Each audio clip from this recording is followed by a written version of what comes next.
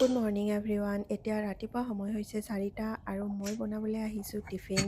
আৰু টিফিন বনোৱাৰ লগতে মই মোৰ কাৰণে ধনিয়া পানীখিনিও বনাই ল'ম আৰু বনাই থাকোঁতে মই এই পানীখিনি একেলগে খাই ল'ম।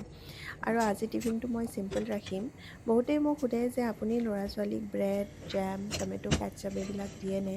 আৰু মোৰ উত্তৰটো হয় এনেকুৱা যে মান্থলি এবাৰ যদি আপুনি ল'ৰা ছোৱালীক ব্ৰেড দিয়ে বা টমেটো কেটচাপ দিয়ে বা জেম দিয়ে একো প্ৰব্লেম নাই।